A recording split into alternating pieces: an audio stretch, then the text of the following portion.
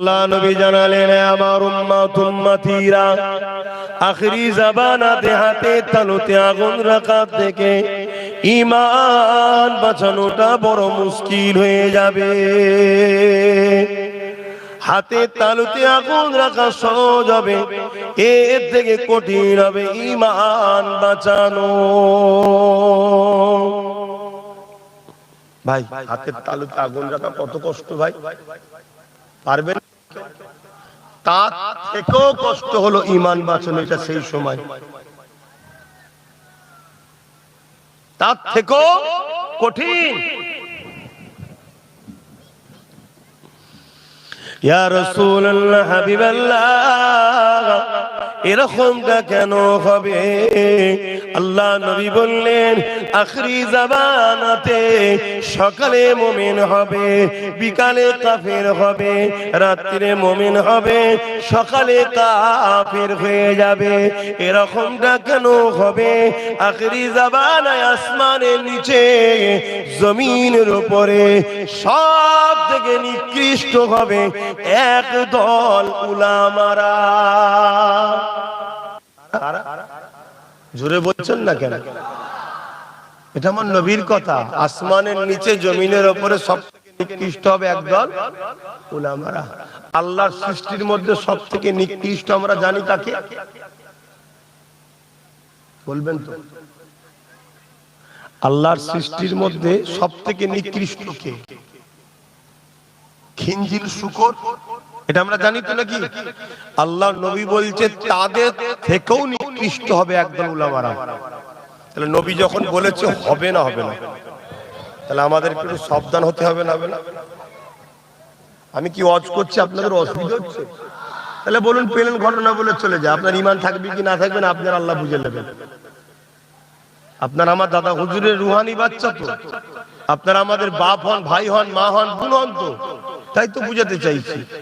আর এই বুঝানোর জন্য ওই নিকৃষ্ট যারা উলামা আছে ওরা আমার পিছনে লাগবে না? লাগবে না? হ্যাঁ, যারা হাক্কানি উলামা তারা বলবে আমি বলতে পারিনি, বেটা বল, তোকে সাপোর্ট কর।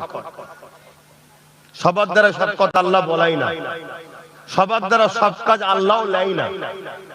এজন্য যে বলতে পারে না তাকে আমি দোষারোপ করছি না, কিন্তু তিনি তোমার সাপোর্ট করবে, দোয়া করবে। আর কিন্তু যারা এই নিকৃষ্ট হবে তারা আমার বিরুদ্ধে লাগবে না? লাগবে না? কথাটা কোনো ভালো করে শোনে।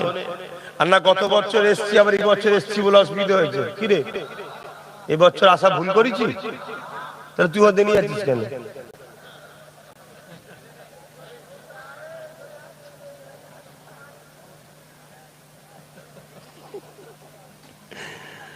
বাচ্চারা আমাদের আদরের জিনিস, তাই না? আল্লাহ নবী বাচ্চাদেরকে আর খুশবুকে আর ফুলকে বড় পছন্দ করতেন। জোরে বলুন সুবহানাল্লাহ। খুশবু, ফুল আর বাচ্চা, আর এই কটার মধ্যে আবার বাচ্চাকে রাসূল বেশি পছন্দ করতেন। যে আল্লাহ নবী বললেন, বাচ্চাদের খসলত আমাকে খুব ভালো লাগে, ওরা এই ঝগড়া করে আবার এই মিশে যায়। জোরে বলুন সুবহানাল্লাহ। কোন বাচ্চাকে দেখেছেন ঝগড়া করে রয়ে যায়? দুটো বাচ্চা এক জায়গায় দেখুন, এই টানাটানি কিছু হলো, হয়তো টানাটানি ছিঁড়াছিঁড়ি করলো, আবার মিশে গেল। ওদের মনটা কত পরিষ্কার দেখুন। আর আমরা যত দিন বড় হচ্ছি, আজকে ঝগড়া করলে 3 বছর পরেও দেখা সাক্ষাৎ হচ্ছে, কথাবার্তা বলছি না। কেন? নবীর উম্মত তো আমরা। মানুষ মাত্র চলতে গেলে ঠুকুর মুকুর হতে পারে, সেগুলো মিলে যাও, বুকে বুকে মিলে যাও, একে অপরকে মুসাফা করে তওবা করে নাও, ভাই ভাই ঝগড়া রেখো না। ওইদিকে ইসলামের দুশমন আর মুনাফিকরা এক হয়ে গেছে। এই মুনাফিক বোঝেন তো? মুনাফিক হলো পুরো হুবাহু মুসলমানের মতো দেখতে, হুবাহু মুফতি মাওলানা মতো দেখতে, কিন্তু তার ভেতরটা হলো ইসলামের ক্ষতি করার জন্য কাজ করে। একে বলা হয় মুনাফিক। যে ভাষা আপনারা বুঝবেন, আমাকে একটু বলতে দেন। তাহলে আল্লাহর নবী কি বললেন? আসমানের নিচে জমিনের উপরে সব থেকে নিকৃষ্ট কারা হবে? বলুন বলুন। আল্লাহ তাদেরকে কোরআনের জ্ঞান দেবে, আল্লাহ তাদেরকে হাদিসের জ্ঞান দেবে, তারা দ্বীন ইসলাম শিক্ষা অর্জন করবে, কিন্তু দুনিয়ার লোভ লালসাতে তারা জড়িয়ে গিয়ে দুনিয়া তাগুতি শক্তির কাছে, দুনিয়ার অত্যাচারী শাসকের কাছে, দুনিয়ার ইসলাম বিদ্বেষী গভর্নমেন্টের কাছে তারা নিজেদের অস্তিত্বকে বিক্রি করে দেবে সামান্য পয়সার জন্য। তারা তাদের হাতের পুতুল হয়ে ইশারায় কাজ করতে লাগবে। আর ওই সকল ইসলাম বিদ্বেষী শক্তিগণ, ওই দল ইসলাম বিদ্বেষী শাসকগণ, ওই সকল ইসলাম বিদ্বেষী হুকুমতগণ, ওই সকল উলামাদের দ্বারা আমার উম্মাত উম্মতীদের দিল থেকে আমি রাসূলুল্লাহ আমার মুহাব্বত আদব ভালোবাসাকে কেড়ে নেবে। ইয়া রাসূলুল্লাহ হাবিবাল্লাহ, এই মুহাব্বত আদব ভালোবাসা কেড়ে নেওয়া হবে। হ্যাঁ, তাদের মধ্যে নামাজও থাকবে, তাদের মধ্যে রোজাও থাকবে, তাদের মধ্যে দাড়ি থাকবে, তাদের মধ্যে হজ থাকবে, তাদের মধ্যে দান খায়রাত থাকবে, তাদের মধ্যে কোরআন তেলাওয়াত থাকবে, তাদের মধ্যে মুফতি থাকবে, মাওলানা থাকবে। এরপরও আমি রাসূলুল্লাহ জানিয়ে দিলাম তারা হলো জাহান্নামী হয়ে যাবে, ইসলাম থেকে তারা বেরিয়ে যাবে। ইয়া রাসূলুল্লাহ হাবিবাল্লাহ, নামাজ আছে, দাড়ি আছে, টুপি আছে, রোজা আছে, হজ আছে, মুফতি মাওলানা কোরআন হাদিস সব আছে, এরপরও তারা ইসলাম থেকে কেন বেরিয়ে যাবে? আল্লাহ নবী জানিয়ে দিল দুনিয়ার তাগুতি শক্তির কাছে তারা বিক্রি হয়ে গিয়ে তাদের হৃদয় থেকে আমি রাসূলুল্লাহ আমার প্রেম আদব থাকবে না। আমি নবী আমার প্রেম আদব না থাকার জন্য আমার আল্লাহ পাক তাদেরকে বেঈমান বানিয়ে দেবে। এ যুবকেরা, তরুণীরা, বাপেরা এই সাবধান করে যেতে লেগেছে। দাড়ি রাখা সুন্নাত, ঈমানদারের জন্য সুন্নাত। টুপি পরা সুন্নাত, ঈমানদারের জন্য সুন্নাত। নামাজ পড়া ফরজ, ঈমানদারের জন্য ফরজ। রোজা রাখা ফরজ, ঈমানদারের জন্য ফরজ। মালদারদের জন্য হজ করা ফরজ, ঈমানদারদের জন্য ফরজ। হজ করা মালদারদের জন্য ফরজ, ঈমানদারদের জন্য ফরজ। যাকাত দিয়া মালদারদের জন্য ফরজ, ঈমানদারদের জন্য ফরজ। যার ঈমান নাই, এগুলো থাকার পরও কোনো দাম নেই। ঈমানটা কি? ঈমানটা হলো জানের থেকে বেশি ভালোবেসে, মুহাম্মদ রাসূলকে রাসূল জেনে জানের থেকে বেশি ভালোবেসে আদবের সাথে মেনে নেওয়ার নাম হলো ঈমান। আরো জোরে বলুন সুবহান।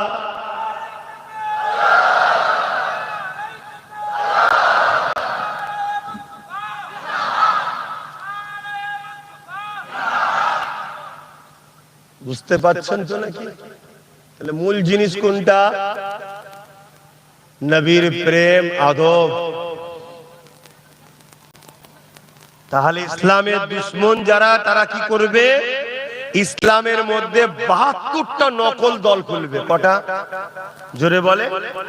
আর প্রত্যেক দলের মাথায় বসিয়ে রাখবে কাকে? আলেম উলামাদের ঘরে। তাদেরকে ইসলামের দুশমনেরা ডলার দেবে, রিয়াল দেবে, অর্থ দেবে, মানি দেবে। তাদের দ্বারা মসজিদ বানাবে, মাদ্রাসা বানাবে, কোরআনের তালিম দেবে, সব দেবে। শুধু মুহাম্মদ রাসূলের প্রেম ও আদবটাকে বার করলে। কারণ কি ভাই? কারণ কি?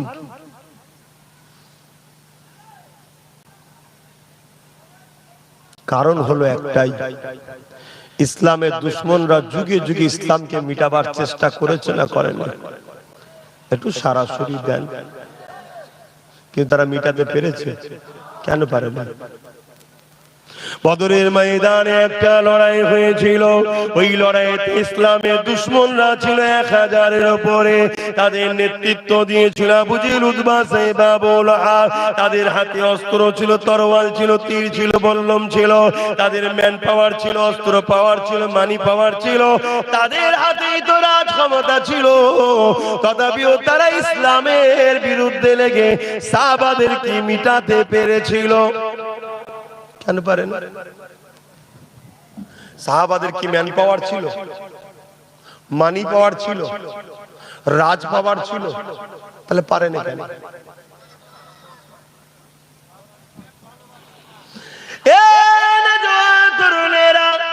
এটাই তো গবেষণার মধ্যে করতে লেগেছে, কোটি কোটি টাকা খরচ করে ইসলামের দুশমনরা রিসার্চ করতে লেগেছে। আরে পৃথিবীতে কি এমন পাওয়ার ওদের মধ্যে রয়েছে যেটা আমাদের কাছে নাই? ম্যান পাওয়ার রয়েছে, সেটা আমাদের আছে, ওদের নাই। এমন করে মানি পাওয়ার আছে, এটা ইসলামের নাই, আমাদের কাছে রয়েছে। অর্থ পাওয়ার রয়েছে আমাদের কাছে, ম্যান পাওয়ার রয়েছে আমাদের কাছে, আমাদের কাছে রাজ পাওয়ার রয়েছে, আমাদের কাছে ম্যান্ডেট পাওয়ার রয়েছে। পৃথিবীর সমস্ত আমরা এক জায়গায় হয়ে রয়েছি, এরপরও ওদের সঙ্গে কেন পারলাম না? বদরের জমিন আবু জেহেল ভেবেছে, উতবা সাইবা ভেবেছে মুহাম্মদ রাসূলের দিকে মাত্র 313 জন রয়েছে, আমাদের দিকে 1000-এর উপরে রয়েছে। কি রয়েছে? বল্লম রয়েছে, সাহাবারা খালি হাতে রয়েছে, সংখ্যা মাত্র 313 জন রয়েছে। এরপরও আমরা হেরে গেলাম কেন? আজকে দিনে তাদেরই উত্তরসূরিরা রিসার্চ করতে লেগেছে, বড় বড় মুফতি মাওলানা আলেমদেরকে খরিদ করেছে। বলো বলো বলো, কি এমন পাওয়ারের জন্য তারা হেরে গেল? আর মুহাম্মদ রাসূলের সাহাবারা জিতে গেল। আবু জেহেলের সংখ্যা বেশি থাকার পরও হেরে গেল। কি এমন পাওয়ার, কি এমন পাওয়ার?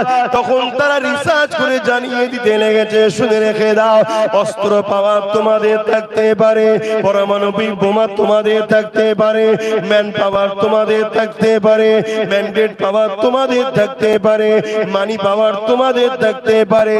মুহাম্মদ আরবি সাল্লাল্লাহু আলাইহি ওয়াসাল্লামের গোলামদের সিনাতে একটা পাওয়ার আছে, যে পাওয়ারটার নাম হলো ঈমানের পাওয়ার। ওই ঈমানের পাওয়ার কাছে পৃথিবীর কোনো পাওয়ার জিততে পারবে না। আরো জোরে বলুন সুবহান। বুঝছেন তো?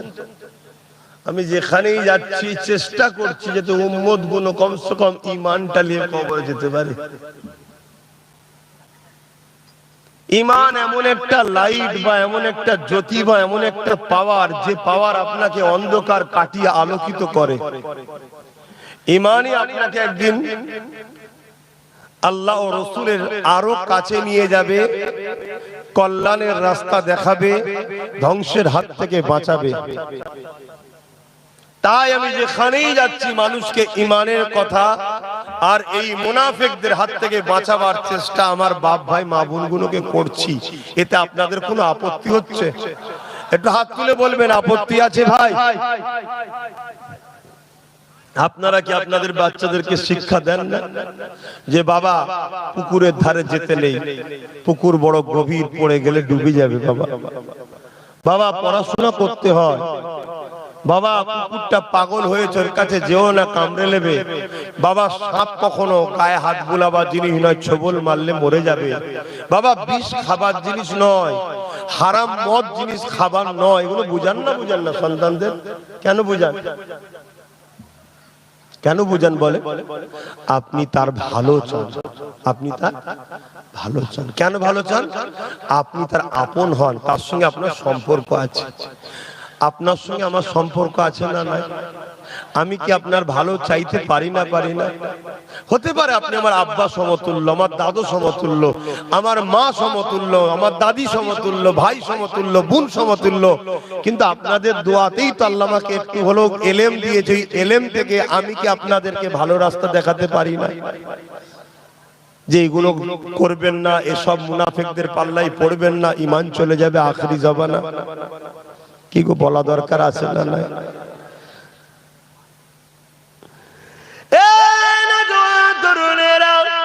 সবারই একটাই লক্ষ্য, আল্লাহ দ্বীনকে মিটিয়ে দেবে, আমার রাসূলুল্লাহ দ্বীনকে মিটিয়ে দেবে। কিন্তু যুগে যুগে যুগে তারা চেষ্টা করে ফেলুয়ার হয়ে গেছে। রাজ ক্ষমতা ইসলামের দুশমনদের দিকে ছিল, ম্যান পাওয়ার ইসলামের দুশমনদের দিকে ছিল, মানি পাওয়ার ইসলামের দুশমনদের দিকে ছিল, ম্যান্ডেট পাওয়ার ইসলামের দুশমনদের দিকে ছিল। এরপরও তারা যুগে যুগে যুগে যুগে পরাজিত হয়ে গেছে। কোন পাওয়ারের কাছে তারা খেলেছে, তারা রিসার্চ করে দেখে নিয়েছে। ওই যে উম্মতে মুহাম্মাদির অন্তরে সবুজ গম্বুজওয়ালার যে প্রেম ভালোবাসা আদব রয়েছে, ওই প্রেম ভালোবাসার কাছে এদেরকে কখনো পরাজিত করা যায় না। এই জন্যই তারা কোটি কোটি টাকা খরচ করে নতুন নতুন মুফতি মাওলানা বক্তাদের দ্বারা বিভিন্ন ভাবে টুকরো টুকরো করতে লেগেছে ইসলামকে।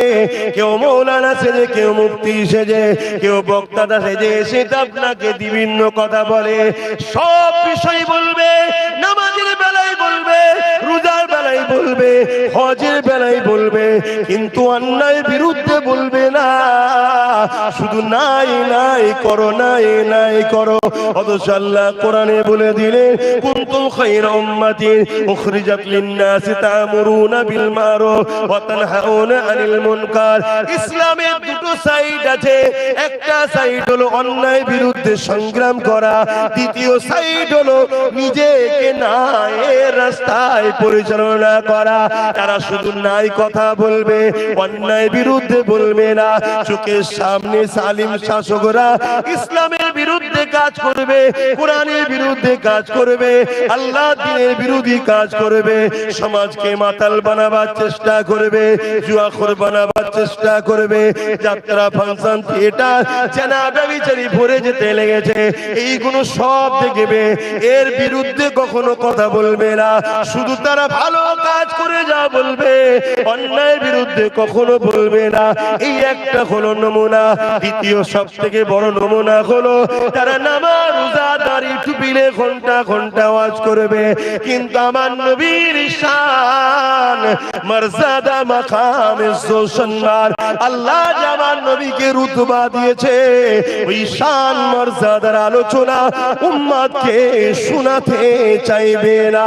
এটা হলো মুনাফিকদের চরম একটা পরিচয়। তাই আল্লাহ কোরআনে জানিয়ে দিলে, এ আমার হাবিব, মুনাফিক আমি আল্লাহ, আমার দিকে ছুটে ছুটে আসবে, আর আপনার বেলায় মুনাফিক ঠোকর খাবে, হিচকিয়াট করবে, অর্থাৎ আপনার বেলাতে তারা দুর্বলতা প্রকাশ করবে, কুঞ্জুসি প্রকাশ করবে। কিন্তু আমি আল্লাহ আমার বেলায় ছুটে ছুটে তারা আসতে চাইবে। আমি আল্লাহ জানিয়ে দিই, যারা আপনাকে বাদ দিয়ে আমাকে ধরতে চায়, এরাই হলো সব থেকে বড় মুনাফিক। শুনছেন তো নাকি? তাহলে আমাদের ঘরে খেয়াল করতে হবে, আমাদেরকে খেয়াল করতে হবে। অস্ত বিশাল হচ্ছে, লক্ষ লক্ষ টাকা খরচ করে মাহফিল হচ্ছে। ভালো জিনিস করুন, আমি ইসলামের বিরুদ্ধে নয়, মাহফিলের বিরুদ্ধে নয়। মাওলানা তো অনেক এসছে। আব্বা আপনি একটু পিছন দিকে বিক্রি করেন, আব্বার নাই মুখে কথা বলেন না।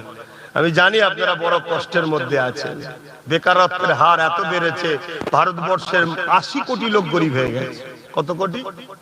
সব মোদির দয়াতে হচ্ছে। কার দয়ায় বলবেন তো? এই যে ভারতে এত গরিব বেড়েছে, আমাদের মোদি বাবুর এত ভালো লোক, তো ওই জন্য গরিবের সংখ্যা বেড়ে গেছে। খুব ভালো লোক। শুনছেন তো নাকি? 80 কোটি গরিব করে দিয়েছে, চিন্তার কোনো কারণ নেই। ওরকম নেতা যদি আরেকবার আসে 100 কোটি পার করে দেবে। দেশটা পুরো ধ্বংস হয়ে গেছে। তো যাক, ও বিষয় আমি আলোচনা করছি না। পরে যদি সুযোগ আসে, সময়ের মধ্যে কোনো কথার মধ্যে আসে, তখন বলবো। কেন দেশকে ভালোবাসা, এটার নামও ইসলাম। জোরে বলুন, হ্যাঁ জোরে বলুন। দেশের পক্ষে কথা বলতে হবে না, হবে না? এখন কোন মুনাফিক মুসলমান যদি বলে আপনি ধর্ম সবাই বলবেন কেন? আরে ধর্মেই আছে তো দেশকে ভালোবাসা, তাই ধর্মীয় মাহফিলেই বলি। জোরে বলুন সুবহানাল্লাহ। বাপ যদি না জানা থেকে আমি আবার বলছি, জানুন জানুন জানুন। কেন আপনাদের ঘরে কুয়ায় ফেলে রাখা হয়েছে, শুনছেন তো? কয়েকটা ছেলে একটু তেড়ে ফিরে যদিও বা উঠতে চাইছে, একটু সাগর দেখবো, কুয়ায় সব ধরে ঠ্যাং ধরে টানছে, যাসনি যাসনি যাসনি যাসনি, ডুবে যাবি ডুবে যাবি, যাসনি ডুবে যাবি। কথা কিছু বুঝছেন? ইসলাম যে কি বিশাল, এটাকে কুক্ষিগত করা হয়েছে ইসলামের দুশমনদের অর্থে পরিচালিত তথাকথিত একদল মুনাফিক উলামাদের দ্বারা ইসলামকে কুক্ষিগত করে দেওয়া হয়েছে। কেন? যাতে করে ইসলামের বিকাশ দ্রুত যে হচ্ছে এই হওয়া থেকে ইসলাম ব্রেক করতে পারে। শুনছেন তো নাকি? আজকে ইউরোপ দুনিয়া, আমেরিকা বলুন, ব্রিটেন বলুন, ফ্রান্স বলুন, জাপান বলুন, দলে দলে দলে দলে যুবক যুবতীরা ইসলামকে অ্যাকসেপ্ট করছে। জোরে বলুন সুবহানাল্লাহ। এটা কি কখনো চাইবে কেউ? জোরে বলেন।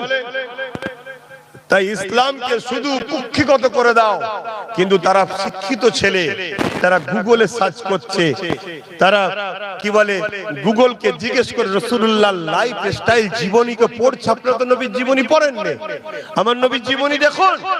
আমার নবীর জীবনে যেমন পাবেন ধর্মনীতি পাবেন, সমাজনীতি পাবেন, অর্থনীতি পাবেন, পরিবার নীতি পাবেন, রাজনীতি পাবেন, রাষ্ট্রনীতি পাবেন, এডুকেশন নীতি পাবেন। টোটাল লাইফে একটা মানুষের যা প্রয়োজন সব বিষয়টা রাসূল পাক সাল্লাল্লাহু আলাইহি ওয়াসাল্লাম দেখিয়ে দিয়ে গেছে, শিখিয়ে গেছে। এর নাম হলো ইসলাম। জোরে বলুন সুবহানাল্লাহ। আর আমাদের ঘরে কি করেছে মোল্লারা, মৌলভী সাহেবরা কি করেছে বলবেন তো? কুক্ষিগত করে দিয়েছে। ওসব বাবা দেখতে যে উনি কি হচ্ছে না, ওর ছেলে আইপিএস অফিসার হয়েছে, হোক গে যাক, তোমার ছেলে মসজিদের ইমাম করো বাবা। এর নাম ইসলাম? হ্যাঁ, ইমাম দরকার আছে, গ্রামে একটা ছেলে হলেই তো হয়। কথা বুঝছেন না? বোঝেন না? 100টা ইমাম গ্রামে কি করবো? 100টা ইমাম দরকার তো একটা। 100টা ইমাম আমি কি করবো? কথা আমার খারাপ লাগে। 100টা ইমাম এখন কি করবো? কি হচ্ছে মানে 100টা ইমাম 99টা পিছনে দাঁড়িয়ে চেষ্টা করছে, ওকে ল্যাং মারতে পারলে আমার চান্স। ও যদি ভুল নাও করার পিছনে লেগে বসে আছে, এতে উচিত কি হবে? একটা ইমাম দরকার আছে, রাখুন। দুটো দরকার, রাখুন। 10টা করুন। বাকি 90টা দরকার ছিল দ্বীন ইসলাম শিক্ষার সাথে সাথে আমার ছেলেগুলো আইপিএস অফিসার হোক, জজ হোক, ডিএম হোক, বিডিও হোক। দরকার ছিল না? ছিল না? এগুলো করতে দিয়েছে। কি অসুবিধা হচ্ছে না? আমি ভুল করছি? আমি ফজরের নামাজ পড়ে বেরিয়েছি ভাই, আমি সেই ক্যানিং এ গেছিলাম, তালদিনা কি বলে ওখানে 10টায় যে মাইক ধরেছি 12টা পর্যন্ত, চারটাতে বেশি যায় কম বেশি, এসে আপনাদের এখানে এসে হাজির হয়েছি। জোহরের নামাজ এখানে পড়লাম, ভাঙরে আসি আর উঠে পড়ি। আজকে কিন্তু আল্লাহ ডাল ভাত জুটিয়েছে কপালে। কথা বুঝলেন? আমি বলেই দিয়েছিলাম আলু ভাত করতে বলবি। মান্য করে হুজুর মনে খুব ভালো খাই, হুজুর মানে খাবে না। হুজুর খেয়ে ফেললেই বিপদ, খেলেই হুজুরের তখন হুজুর আর লড়তে পারবে না। লড়াই করবে কি করে? এখন তো লড়াই করার সময়, ঠিক না বেটি? হ্যাঁ, আমি নিজে স্পেশাল করে বলে দিয়েছি, একটু পেঁয়াজ, একটু 2-4টে রসুন। খেয়েছেন কখনো রসুন পেঁয়াজ দিয়ে আলু ভর্তা করে? ইগো মুরব্বী আব্বা বলবেন তো? গায়ের ব্যথা মরবে, খাবে না? শুধু গোশ খেতে হবে, গোশ। যাকে একটুখানি ভাই ভাই আনন্দ করলাম।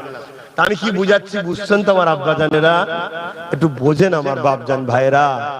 আমাদেরকে শেষ করে দেওয়া হয়েছে, আর এই শেষ করার পিছনে 100-র মধ্যে 90% যারা মেন দোষী তারা হলো তথাকথিত উলামা বক্তা সেজে মুনাফিক, যারা আমাদেরকে এই জায়গায় পৌঁছে দিয়েছে। এখন কি করছে এবারে? এখন এবার আমাদের ঈমানটাকে চুরি করতে লেগেছে, ঈমান চুরি করতে লেগেছে। আল্লাহ নবীর শানে যদি কেউ যারা পরিমাণ গুস্তাখীমূলক কথা বলে,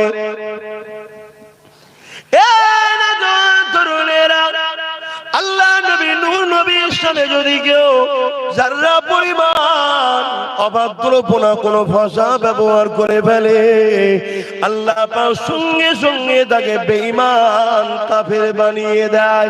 আর ওই বক্তার আলোচনা শুনে কেউ যদি প্রতিবাদ না করে চুপ করে বসে থাকে, আল্লাহ তাকেও বেঈমান বানিয়ে দেয়। এই শুনছেন তো নাকি? এত চুপচাপ কেন?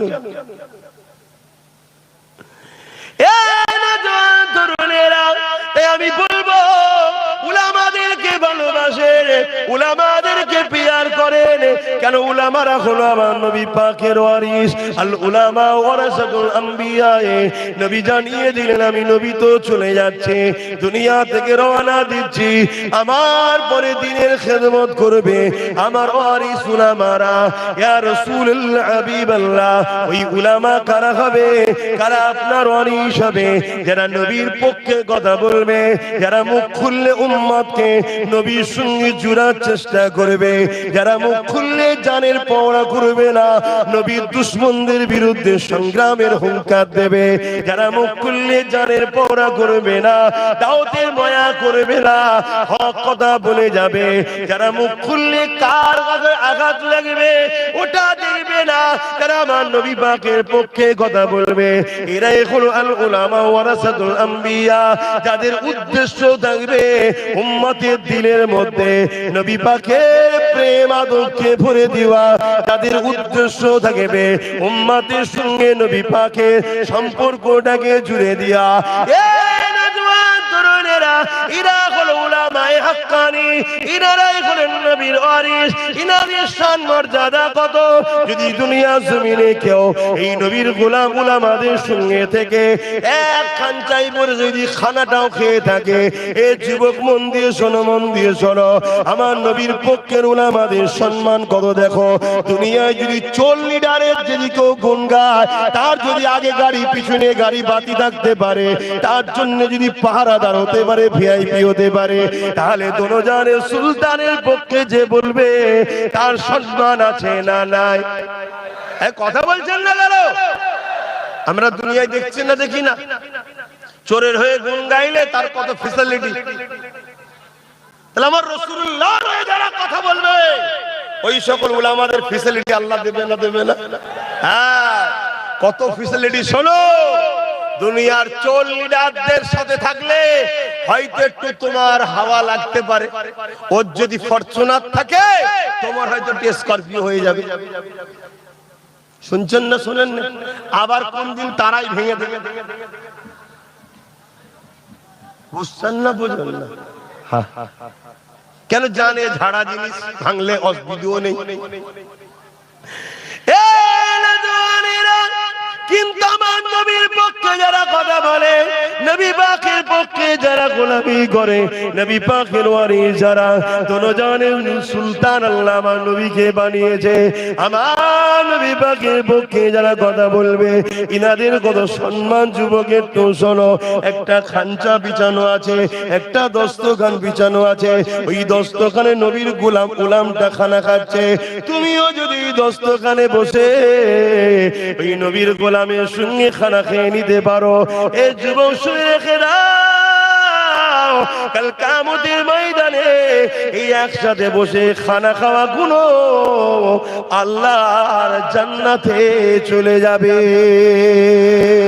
তাহলে তাকে যদি তুমি সাথ দাও, তার মাহফিলে যাও, তাকে পিয়ার করো, তাকে সহযোগিতা করো, তার কথাকে তুমি আগিয়ে নিয়ে যাও, তাকে যদি তুমি ঢাল হয়ে ঘিরে রাখো, তুমি যদি স্লোগান দিতে থাকো, এ দুনিয়ার জালিমেরা, এ নবীর দুশমনেরা, এ ইসলামের দুশমনেরা, এ মুনাফিক মুসলমানেরা, নবীর পক্ষে যারা কথা বলে, ওই উলামাদের পাশে আমরা রয়েছি।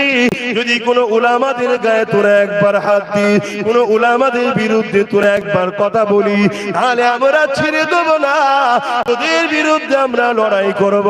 এ যুবকেরা, তরুণেরা, আজকে বেঈমান নেতার জন্য মুসলমান কথা বলে, জালিম নেতার জন্য মুসলমান কথা বলে, চোর বদমাইশ খুনি ডাকাত নেতার জন্য মুসলমান কথা বলে, ধর্ষণ নেতার জন্য মুসলমান কথা বলে, কিন্তু আমার নবী পাকের পক্ষে যে সকল উলামারা কথা বলে, ওই উলামাদের সঙ্গে যে সকল যুবকরা দাঁড়িয়ে গিয়ে বলবে, কোনো চিন্তা নাই, আমরা আপনাদের ঢাল হয়ে রয়েছে, আপনাদের পাশে আমরা দাঁড়িয়ে রয়েছি।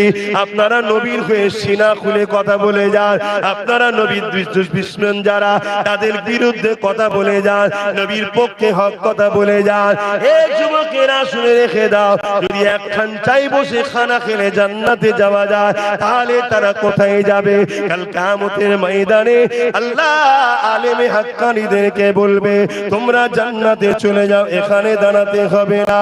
ওই সময় উলামায়ে হাক্কানীরা নবীর ওয়ারিসরা বলতে লাগবে, ও রাব্বি আল্লাহ পাক, দুনিয়া জমিনে যারা আমাদেরকে সাহায্য করেছিল, আমাদের পাশে দাঁড়িয়েছিল, যাদেরকে সাথে করে নিয়ে তোমার দ্বীনের ঝান্ডাকে তুলেছিলাম, যারা পাশে দাঁড়ানোর জন্য আল্লাহ চোরকে চোর বলতে পেরেছিলাম, মিথ্যাকে মিথ্যা বলতে পেরেছিলাম, সুদের বিরুদ্ধে বলতে পেরেছিলাম, ঘুষের বিরুদ্ধে বলতে পেরেছিলাম, তোমার নবীর দুশমনদের বিরুদ্ধে বলতে পেরেছিলাম, যে সকল মানুষগুলো আমাদের সাথ দিয়েছিল, আল্লাহ আজকে দিনে তাদেরকে আমাদের সাথে দেন।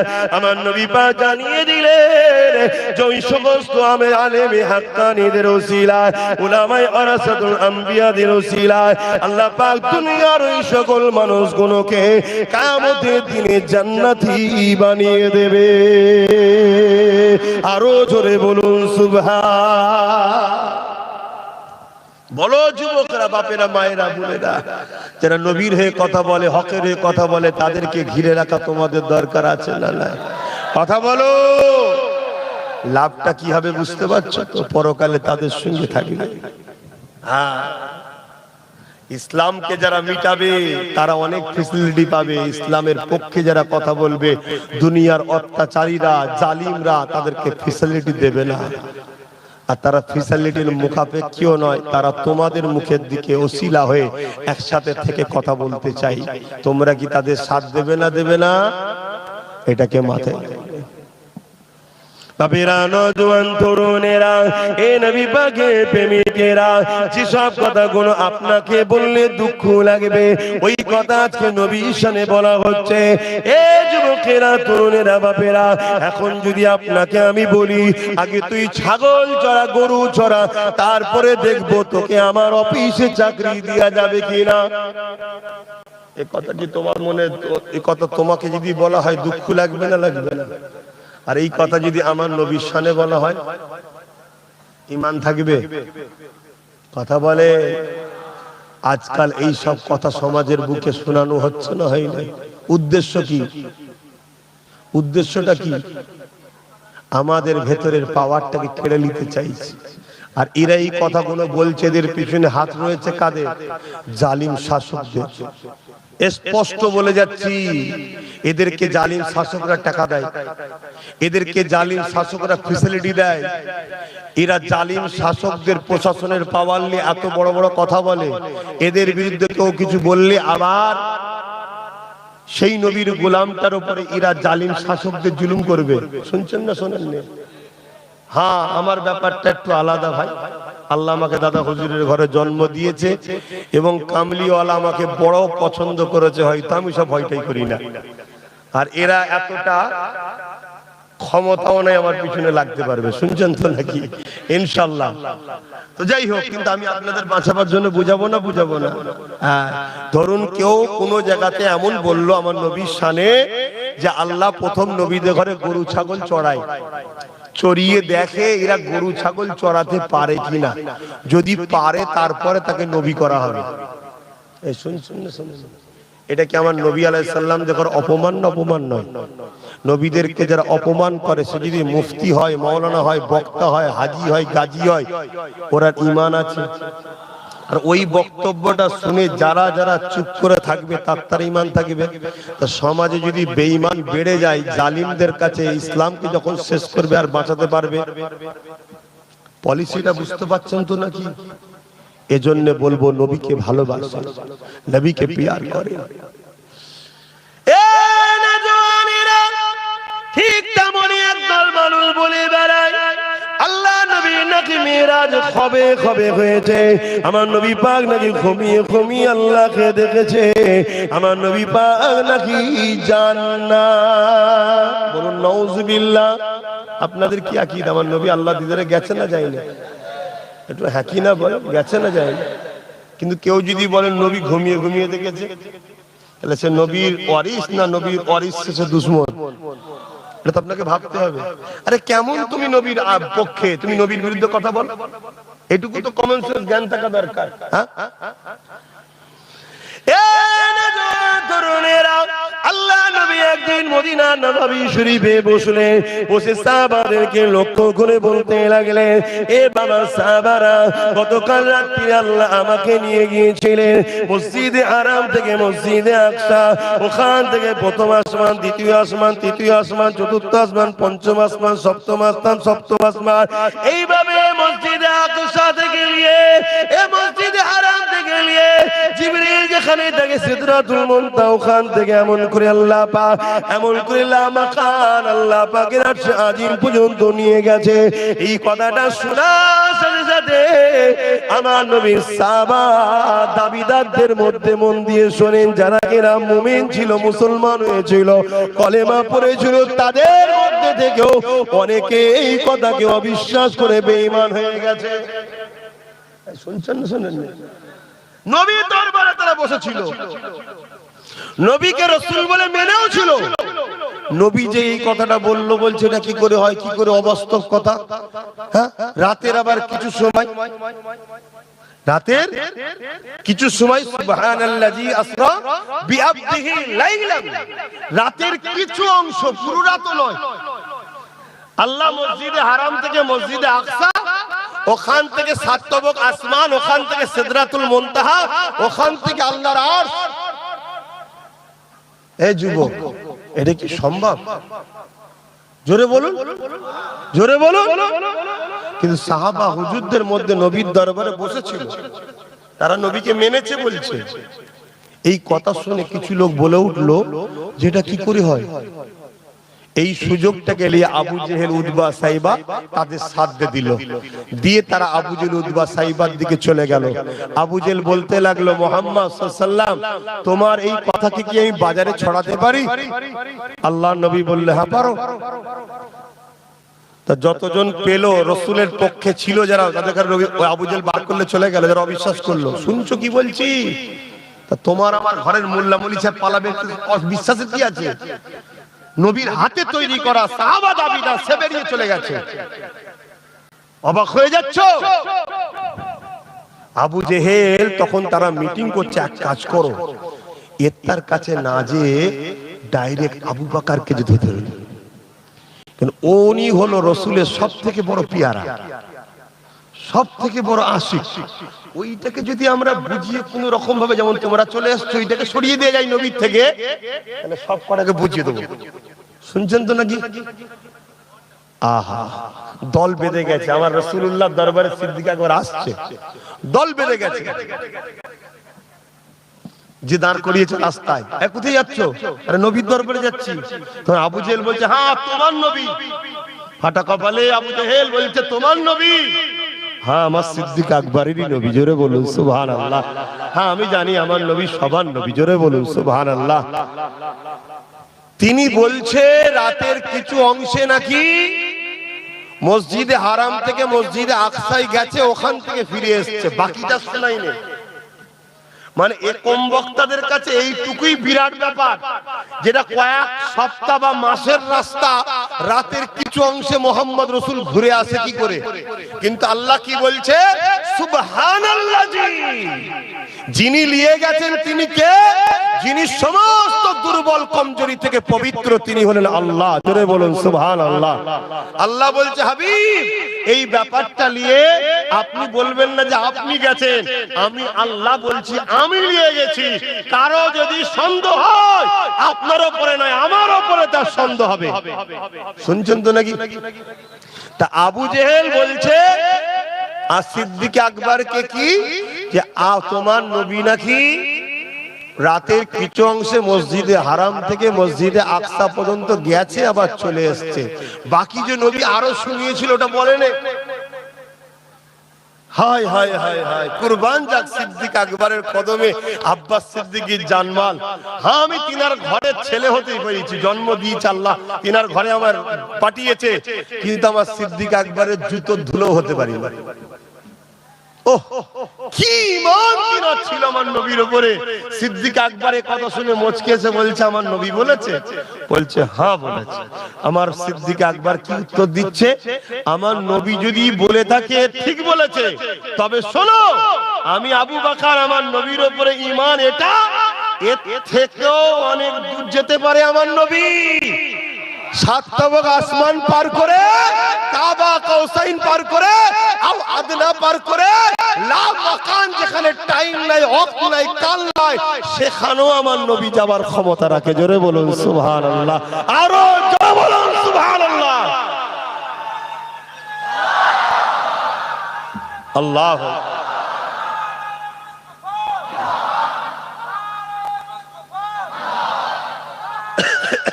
আল্লাহ, কথা শুনছেন?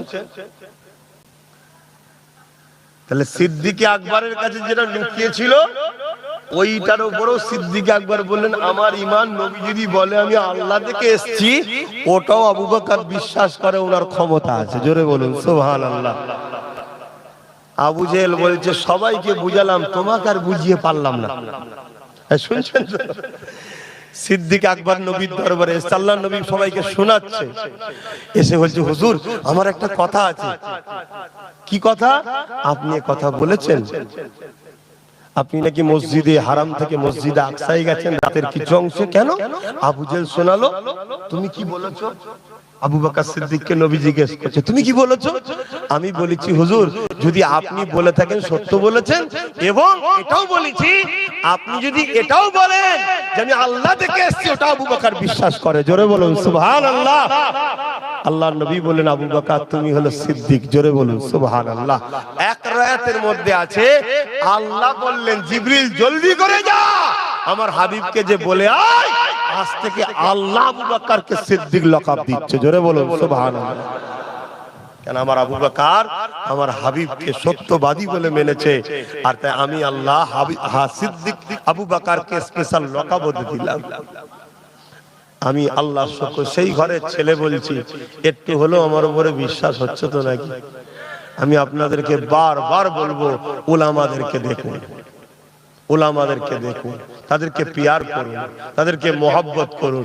যদি তাদের মধ্যে নবী থাকে, আর নবী না থাকে, যত বড় শাইখুল হাদিস হোক, আল্লামা হোক, যাই লাট সাহেব হোক, জুতোর তলায় রাখবেন। কি গো, পারবেন না? পারবেন না? হ্যাঁ, এত বড় ভাষা বলে যাচ্ছি। আপনার গ্রামে মুচি আছে, ভ্যান চালিয়ে খায় গরিব মানুষ আছে, দিন মজুরি করে খায় গরিব মানুষ আছে, ওই মানুষটাকে যদি জিজ্ঞেস করুন আপনি নবীকে ভালোবাসেন, যদি বলে হ্যাঁ আমি ভালোবাসি, ওই মানুষটা জুতো মাথায় তুলে করবেন, কিন্তু যার দিলে নবী নেই, ও যদি বুখারী মুসলিম আবু দাউদ এবং বিশাল মদিনা যেখান থেকে পড়ে এসো, ওকে পায়ের তলার জুতোতে রাখুন। কেন? মুনাফিক। ও মুনাফিক, আমার নবীর দ্বীনের দুশমন, গাদ্দার, উম্মতে মুহাম্মাদের ঈমান চুরি করতে বেরিয়েছে। আর আমার নবীর উম্মতের ঈমান যদ্দূর আছে, এ যদি হালকা বয়সে গুনাহ করে ফেলে, হালকা বয়সে প্যান্ট শার্ট পরেও ফেলে, হালকা বয়সে আরো কিছু ভুল করে ফেলে, যদি ঈমান থাকে, আল্লাহ একে মিটিয়ে দেবে না, হয়তো একটু টাচ দেবে শুধরাবার জন্য, মিটিয়ে দেবে না।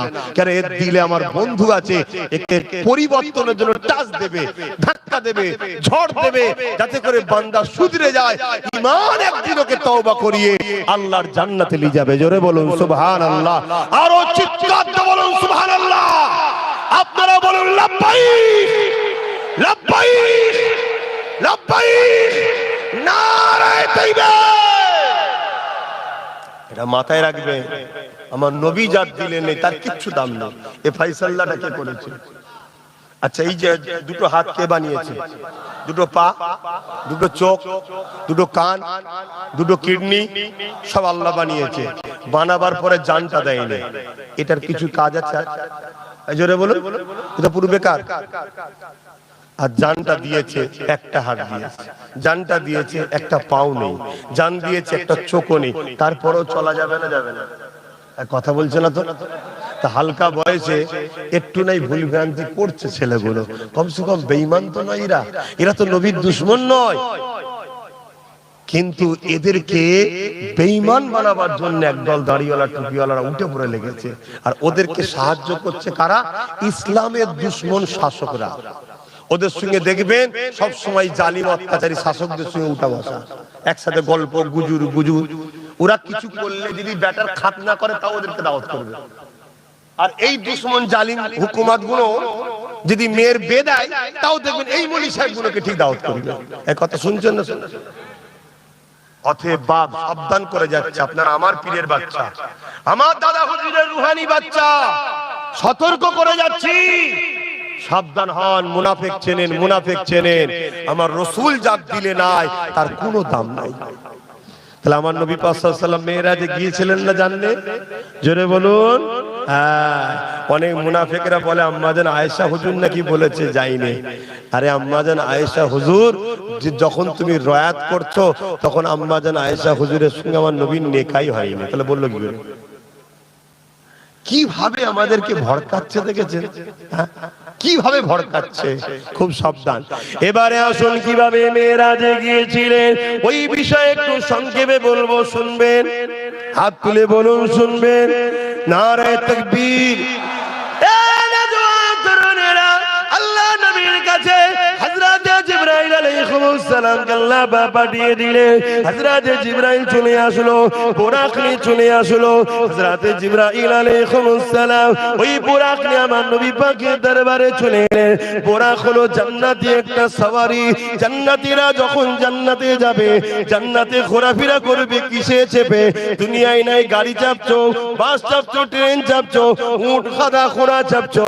জান্নাতে চাপার সওয়ারি হলো এই বুরাক। ওই বুরাক যখন তৈরি করেছিল, ওই বুরাক জান্নাতীদের সওয়ারির জন্য করেছে। ওই বুরাককে নিয়ে আল্লাহ নবী দরবারে চলে আসলেন। বুরাক কাকে বলা হয়? বুরাক থেকে বিজলি নামটা এসেছে। বুরাক থেকে বিজলি নামটা এসেছে। কেন বিজলি বলা হয়েছে? বুরাক যেমন দ্রুত গতিতে যায়, বিজলি কারেন্টও তেমন দ্রুত গতিতে আসে। আল্লাহ নবীর দরবারে চলে এলেন।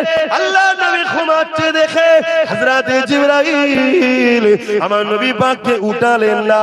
আরে আমার আল্লাহ তো পাঠিয়েছে, আল্লাহ দিদারে যাবে, দাওতে যাবে।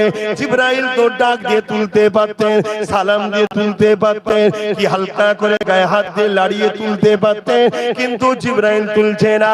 কেন তুলো না গো জিবরাইল? আরে জিবরাইল তুমি তো ফেরেশতাদের সরদার, আর আল্লাহ তোমাকে পাঠিয়েছে। নবীর থেকেও বড় হলো আল্লাহ, আল্লাহ খালেক নবী মখলুক। তাহলে বড় যখন পাঠিয়েছে কেন তুমি ডেকে তুলছো না, দাঁড়িয়ে আছো কেন? তুমি চুপ করে রয়েছো। হযরত জিবরাইল বলতে লেগেছে, এ দুনিয়া মানুষ শুনে রেখে দাও, অবশ্যই আল্লাহ খালেক, নবী হলেন মখলুক। আল্লাহ সৃষ্টিকর্তা, নবী সৃষ্টি হয়েছে, কিন্তু শুনে রেখে দাও আল্লাহ পাক তিনি বড় ঠিকই কথা, কিন্তু জিনার কাছে পাঠিয়েছে, ইনি হলেন আল্লাহর বন্ধু মাহবুব। তাই আমি জিবরাইল, আমার ভয় হয় ডাকতে গিয়ে যদি বিয়াদবি হয়ে যায়। শুনছেন তো? ফেরেশতা জিবরাইল বলছে আমার ডাকতে গিয়ে যদি ভুল হয়ে যায়। আর মিশর থেকে নাকি পড়ে এসছে, কোথা থেকে পড়ে এসছে সব বলছে, বলছে নবী নাকি নাউজুবিল্লাহ বলতে পারছি না। আপনারা সব জানেন, আমি ভাষা বলতে পারছি না। অনেক ভাই তো বুঝাতে গিয়ে বলেও ফেলছে, আল্লাহ মাফ করেন, আল্লাহ মাফ করেন। কি অবস্থা! তাহলে এরা কি ইসলামের দুশমনদের গুপ্তচর নয়? কথা বলে, এই তোমাকে যদি আমি বলি রাখাল, তোমার ভালো লাগবে? কথা বলো। হয়তো তুমি সত্যিকারেরই হয়তো নিজের ঘরে জীবজন্তু পশু পাখি লালন পালন করো। একবার দেখেছিলেন না, আমি একটা ছাগলকে নিয়ে যাই, ছাগলটা আমার পিছু পিছু ঘুরছে। আমি পুষেছিলাম শখ করে কুরবানি দেবো বলে। এইটাকে দেখে কেউ যদি আমাকে বলে রাখাল, আমার ভালো লাগবে? আমি তো তাকে বলবো তোর এত বড় মুখে সাহস, না ভেঙে ফেলবো তো, রাখাল বলছি মানে? তাহলে আমি একটা কুতাকারের কে? আমার নবীর কাছে আমার কোনো তুলনা হয়? হ্যাঁ, নবী যে ঘোড়া করে চাপতো, ঘোড়ার পায়ের ধুলো উপযুক্ত হতে পেরেছি কি আমি জানি না। তাহলে সেই নবীর সামনে যদি এই কথা ব্যবহার করা হয়, এই কথা যারাই ব্যবহার করবে এরা বেঈমান কাফের হয়ে যাবে। আর এদের পিছনে কোটি কোটি টাকা খরচ করছে ইসলামের দুশমনরা এই যুব সমাজকে কাফের বানাবার জন্য। ওই কথা শুনে ওই মজলিসে যারা যারা বসে থাকবে প্রতিবাদ না করে সব বেঈমান হয়ে যাবে। এই শুনছো না শুনুনি? হ্যাঁ, ইসলাম অন্যায়ের প্রতিবাদ করার নাম। আর নবীর ব্যাপার এলে চুপ থাকা যাবে না। হুজুর প্রতিবাদ করলে যদি মারে, ওই সাহাবা হুজুররা নবীর প্রেমে হাসতে হাসতে জান দিয়েছে, তুমি না একটু মার খাবে? তুমি তো বলছো ভালোবাসি নবীকে, কি গো এই ভালোবাসো না বাসো না? কারা কারা ভালোবাসো হাত তুলে দেখো। এই সত্যি, এই সত্যি, এই সত্যি হাত নামাও। ভালোবাসা কাকে বলে একটা বলে যায়। উহুদের ময়দানে লড়াই হতে লেগেছে, আল্লাহ নবীর বিরুদ্ধে মুশরিক কাফের জালিমরা আঘাত করতে লেগেছে, ইসলামের উপরে আঘাত করতে লেগেছে। সাহাবা হুজুর দিয়াকে নবী আমার ডিফেন্সে নেমেছে। ঠিক এমনই সময় দেখা যায় আল্লাহ নবীর একটা টাইমে নবী আমার একা একটা জায়গায় হয়ে গেছে, সাহাবা হুজুরদের সঙ্গে আর জালিমদের বিষয় লড়াই হতে লেগেছে। এমন সময় নবী পাককে একা পেয়ে এক অত্যাচারী জালিম বেঈমান কাফের আমার নবী পাককে তীরের নিশানা করছে মারবে বলে। আমার নবী পাকের একজন সাহাবী ছিলেন একটু দূরে, তিনি দেখতে পেয়ে গেলেন। তিনার নাম হলো হযরত তালহা রাদিয়াল্লাহু তাআলা। তিনি দেখতে পাওয়ার সঙ্গে সঙ্গে ছুটে এসে গেছে, কিন্তু তিনার হাতেও কিছু ছিল না যেটা দিয়ে তীরটাকে রুখবে। এই যে তীরটা আমার নবীর সিনায় লাগার কথা ছিল, আল্লাহ নবীকে সিনার সঙ্গে জড়িয়ে নিয়ে ওই তীরটাকে সাহাবী নিজের পিঠে লাগিয়ে দিল। আবার যেদিকে তীর আসছে ঘুরে যেতে লেগেছে, ঘুরে যেতে লেগেছে। এইভাবে ৭৯ থেকে ৮০টা তীর আমার নবী পাককে লাগার কথা ছিল, ওই সাহাবীটা নিজের সিনা নিজের পিঠে লাগিয়ে নিয়েছে। মোহাম্মদ কাকে বলে দেখো তুমি? আমি তো গলা লম্বা করে বলছি মোহাম্মদ করি। কাল ইসলামের দুশমন কালকে তোমাকে বলবে আমার ডাকে যেতে হবে, ২০০ টাকার জন্য পালিয়ে যাবে, মরা মুরগির বিরিয়ানি খাবার জন্য পালিয়ে যাবে। আর তোমাকে সামনে নিয়ে মুনাফিক মুসলমান গুলো আর বেঈমান কাফের গুলো ওইখানে দাঁড়িয়ে দাঁড়িয়ে আজানের বিরুদ্ধে সমালোচনা করবে। চরিত্রহীন গুলো বলে যাবে আজানের পরে যদি কোনো স্লোগান হয় তাহলে সব থেকে জোরে স্লোগান এটা হওয়া দরকার। এক চরিত্রহীন এই কথা বলে যাবে, আর সেখানে মুসলমান তুমি ২০০ টাকার জন্য আর হারাম খাবার জন্য বসে থাকবে। এ মুসলমান, এইরকম মুসলমানের উপরে লানত দরকার, এইরকম মুসলমানের উপরে গজব দরকার। যে গজব আল্লাহ আমেরিকার উপরে দিয়েছে, এইরকম গাদ্দার মুসলমানদের উপরে আল্লাহর লানত হওয়া দরকার আছে না নাই? কারণ নবী আমার কতটা কষ্ট করেছে এই আযানের জন্য, নামাজের জন্য, রোজার জন্য, কোরআনের জন্য, দ্বীনের জন্য। এক বেঈমান কাফের দাঁড়িয়ে দাঁড়িয়ে এত বড় কথা বলে যাবে, আর ওখানে হাজার হাজার মুসলমান হারামের খাদ্য খাওয়ার পরে ২০০ টাকার রোজ লিভার পরে একবারও বলতে পারবে না যেটা আপনি ভুল বলছেন। কেন? আযানের পরে দ্বিতীয় কোনো আওয়াজ শোনা যায় না, আযানের পরে একটাই আযান আওয়াজ শোনা যায়, সেই ঘোষণাটা হলো আমার নবীর জন্য মাকামে মাহমুদের দোয়া চাওয়া।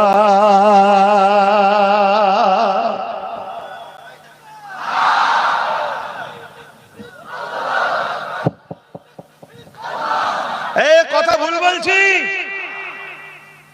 এইরকম যদি মুসলিম এলাকায় এসে ইসলাম বিদ্বেষী কুকুরগুলো যদি এত বড় বড় কথা বলে যায়, আর এর প্রতিবাদে যদি মুসলিম সমাজ তাদের বিরুদ্ধে আন্দোলন না করে, তাদেরকে বয়কট না করে, তাদেরকে যদি ডিভোর্স না দেয়, তাদের বিরুদ্ধে যদি আওয়াজ না তোলে, তাহলে কিসের ইমানদার দাবি করো? বলো। এর বিরুদ্ধে প্রতিবাদ হওয়া দরকার, এর বিরুদ্ধে মিছিল হওয়া দরকার, এর বিরুদ্ধে আন্দোলন হওয়া দরকার। এই জাহান্নামের কুত্তা বেঈমান, তুই যাকে ভালো লাগে তাকে নিয়ে থাকবে যা, যাকে পছন্দ হয় তাকে নিয়ে থাকবে যা। তোকে এই সাহসটাকে দিল, তুই এই কথা বললি কি করে যে আযানের পরে যদি কোনো ধমনী জোরে শোনা যায় সেটা হলো অমুক স্লোগান, এটা দিবার সাহস তোকে কে দিল? এটা বলা দরকার ছিল না? ছিল না? কিন্তু একটা মোল্লা মৌলী সাহেব ইমাম সাহেব পীর সাহেব কথা বলেছে, কথা বলো, কেউ প্রতিবাদ করেছে? কেউ প্রতিবাদ করেনি, কেউ প্রতিবাদ করেনি। তোমার নবীর গোলামটা প্রতিবাদ করছে, তোমাদের খারাপ লাগছে? কিন্তু এই প্রতিবাদ করার জন্য কি বলবে? আগামী দিন জলসায় আসতে দেবো না। কেন আসতে দিবিনি রে? না, আমাদের হাতে রাজ ক্ষমতা আছে। তাহলে রাজ ক্ষমতা যখন শয়তানের হাতে চলে যায়, সেটা ইসলামকে মিটাবে? এই রাজ ক্ষমতা যখন ইসলামের দুশ্মনের হাতে চলে যাবে, সেটা ইসলামকে মিটাবে? তা তোমার পেটের জন্য, তোমার দুটো টাকার জন্য, তোমার ভাতের জন্য তুমি ইসলামের দুশ্মনকে ক্ষমতায় বসাচ্ছ? বুঝতে হবে না? হ্যাঁ, ওর তো উচিত ছিল ও যা করছিস করবে, যে আমার ইসলামের বিরুদ্ধে কথা বলবি না। ঠিক না বেঠিক?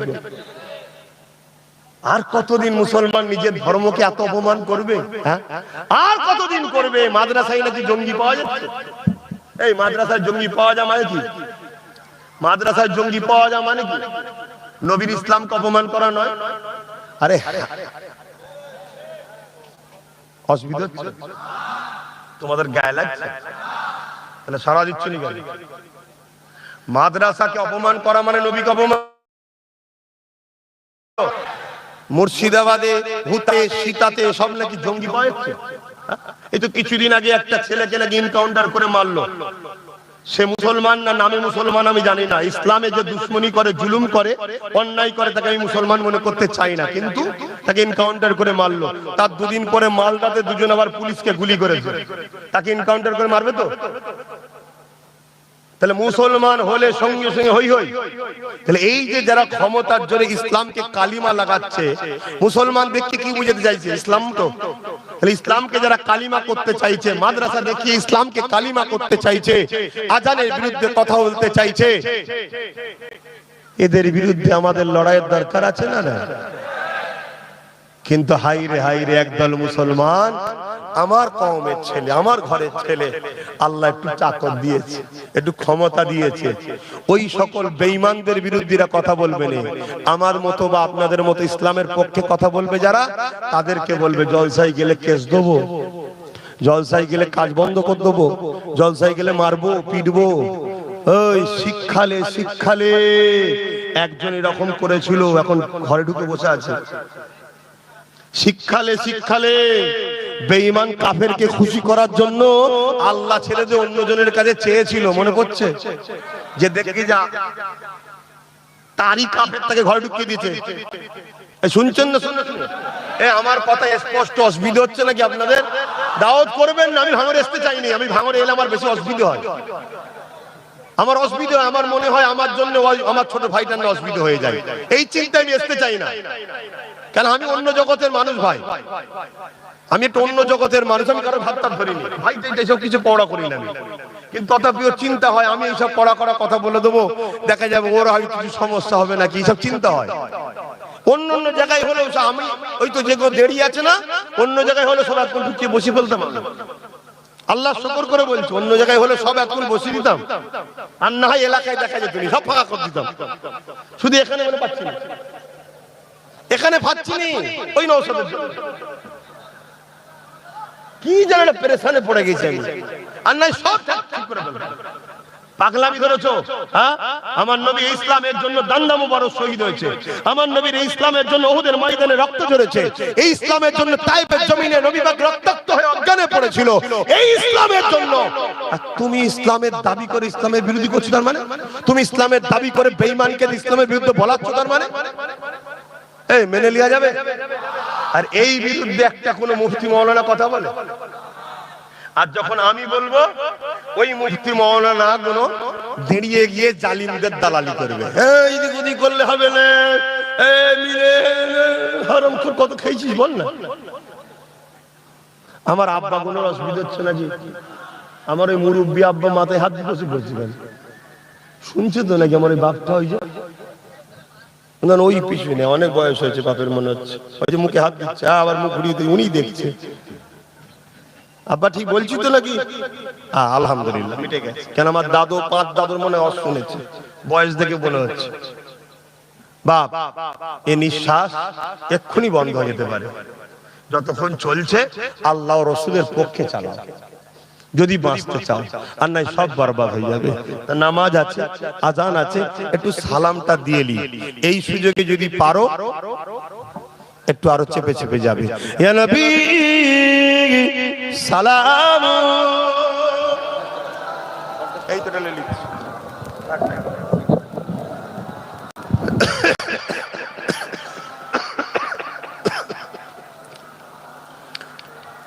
বাপজান আমার, কথায় কি কষ্ট পেচ্ছেন নাকি আপনারা? আজানের পরে কি শুনতে হয়? আজানের পরে কি শুনতে হয়? আল্লাহুম্মা رب هذه الدعوة التامة والصلوات القائمة آت محمدا الوسيلة الفضيلة والدرجة الرفيعة وابعثه مقاما محمودا الذي وعدته وارزقنا شفاعته يوم القيامة إنك لا تخلف الميعاد। এটা শোনা হয়তো নাকি?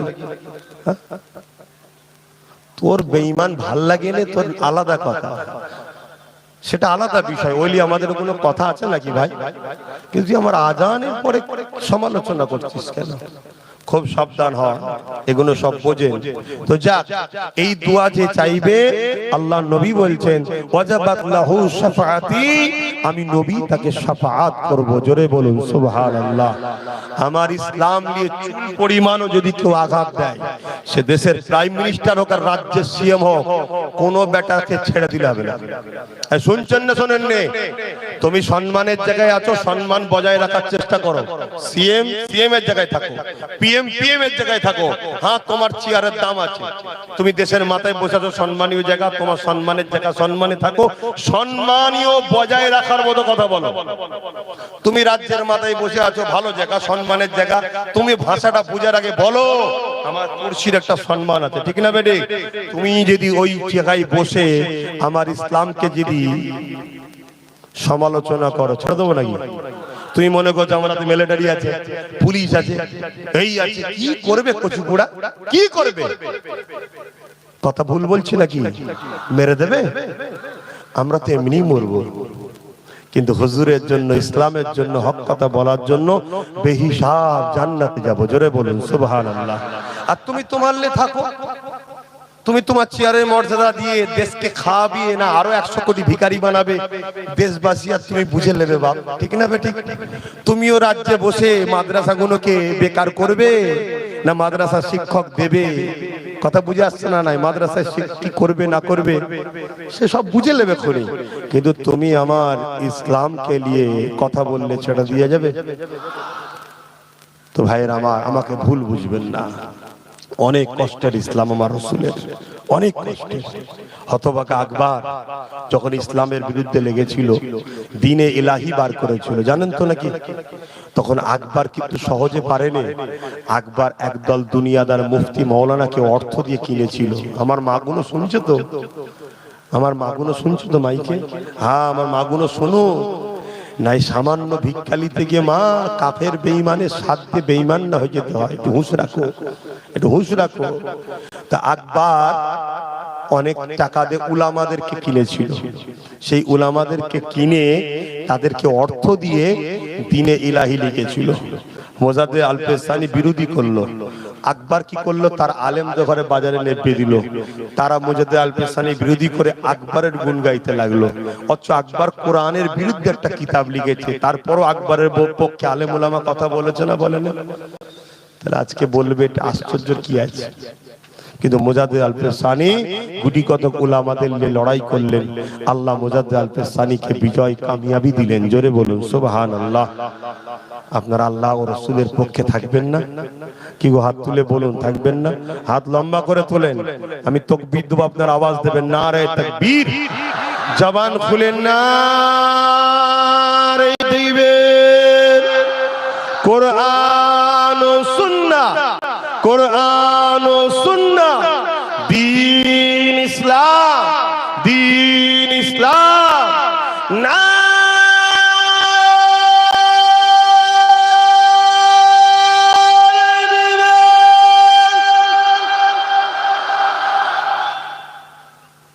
বাংলার মুসলমানদের ঈমান আছে, বলুন আলহামদুলিল্লাহ।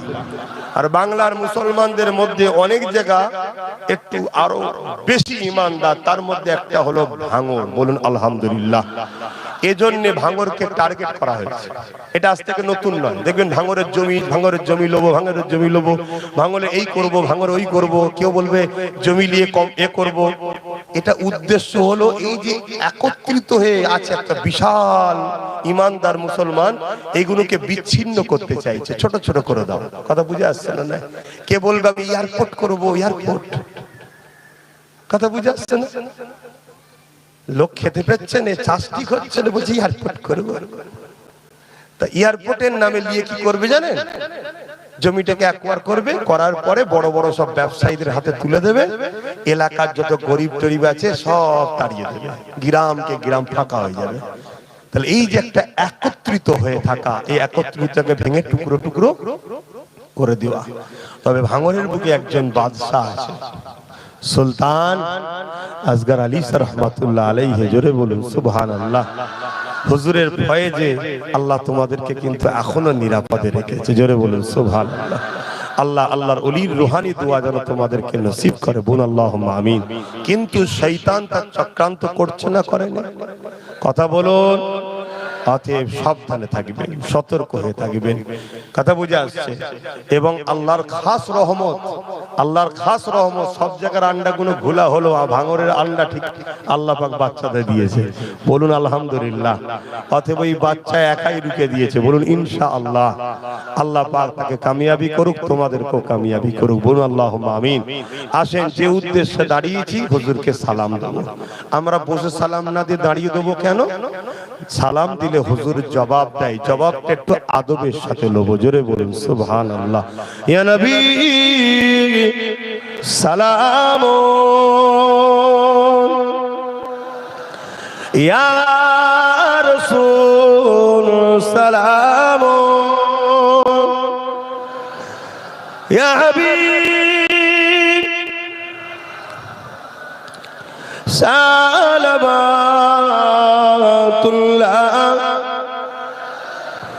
কঠিন হাসরের দিনে কি আছে মোদের কপালে, গুনাহগার উম্মাহ আতো আপনার লইবেন সঙ্গে মাহশরে। নবী সালাম, ইয়া রাসূল সালাম, ইয়া হাবিব সালাম। সকলে গায়ে গায়ে বসেন, দোয়া হবে। সকলে গায়ে গায়ে বসেন। বালাগাল উলা বিকামালিহি, কাযাবাত তুজা বিজামালিহি, হাসানাত জামিউ সালিহি, সাল্লু আলাইহি ওয়া আলিহি। আল্লাহুম্মা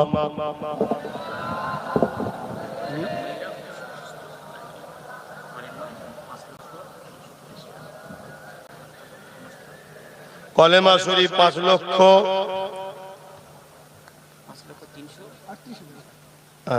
5 লক্ষ।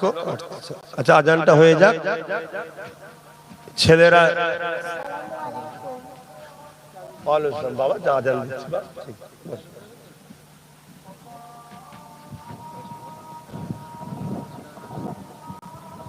যে যেখানে আছেন বসুন। 4টি নামাজ, 3:45 আজান হচ্ছে, 4টি নামাজ। আজানের পর দোয়া হবে, আস্তে আস্তে যাবেন। তারপর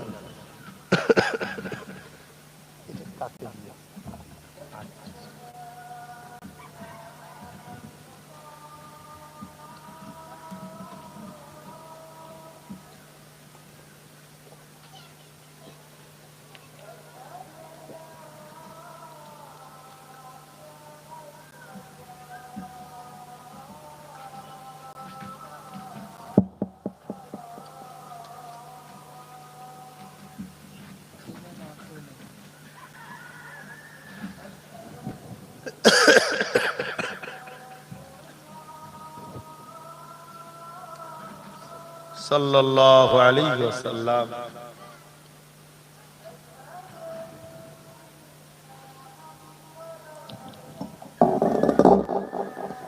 সাল্লাল্লাহু আলাইহি ওয়াসাল্লাম কুররাতু আইনা বিকা রাসূলুল্লাহ।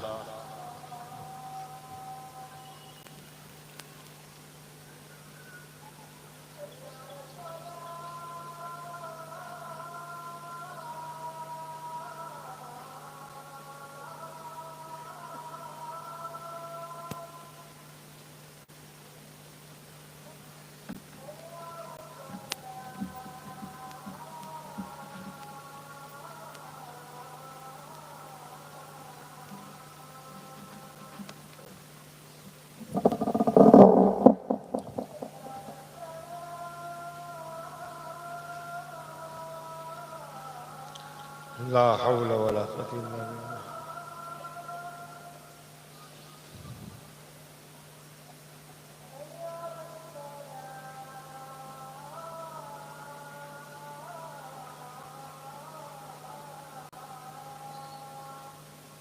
লা হাওলা।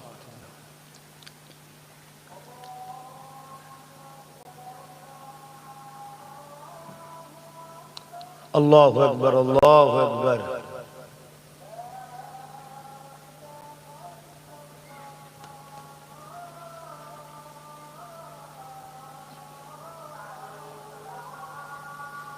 اللهم رب هذه الدعوة التامة الصلاة القائمة آت محمد وسيلة الفضيلة والدرجة الرفيعة وصوم مقام محمود لله وترزقنا الشفاعة إنك لا تخلف الميعاد لا إله إلا الله محمد رسول الله। এটা মহল্লা, তাই তো? হ্যাঁ, মহল্লার হককে আদায় করতে হবে। কেন এখন লাউড স্পিকারে আজান হয়, কথা বুঝে আসছে, অনেক দূরের আওয়াজ শোনা যায়। এজন্য মহল্লার হক আপনাকে আদায় করতে হবে। কি হক? আজান দিলে আজানের জবাব দিতে হবে। কি দেবেন?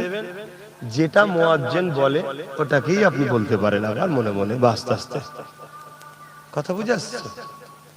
আর মুহাম্মদ রাসূলুল্লাহ যখন বলবে তখন সাল্লাল্লাহু আলাইহি ওয়াসাল্লাম বলবে।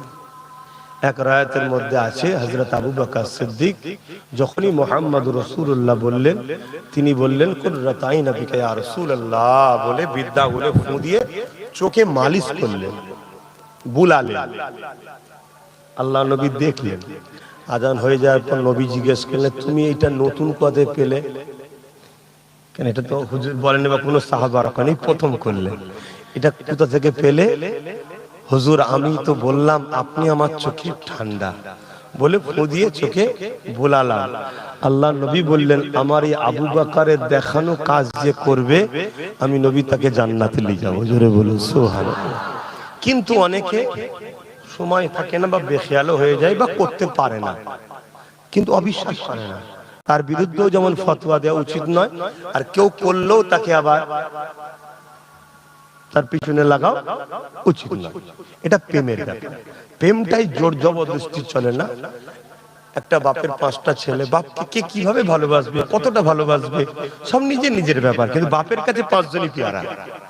ঠিক আছে, তা আমরা সবাই নবীর উম্মত, আমরা কে কিভাবে হুজুরকে ভালোবাসবো সব নিজের নিজের কাছে, কিন্তু বেয়াদবি যাররা পরিমাণ করলে হবে না। তা আমরা যে হুজুরের অনুসারী, জাবানার মুজাদ্দিদ দাদা হুজুর পীর কেবলা, তিনি আমার নবীকে কত ভালোবেসেছিলেন জানেন? কয়েক সপ্তাহ দিন রাত না খেয়ে দিয়ে জেগে জেগে নামাজ পড়েছে আর দরুদ পড়েছে আর কেঁদেছে, নামাজ পড়েছে দরুদ পড়েছে কেঁদেছে, নামাজ পড়েছে দরুদ পড়েছে কেঁদেছে। একদিন শরীর দুর্বল হয়ে গেল, হুজুর একটা জায়গায় একটু ঠেল দিয়ে বসে বসে দরুদ পড়ছে আর ঘুমিয়ে পড়েছে, চোখ জুড়ে গেছে।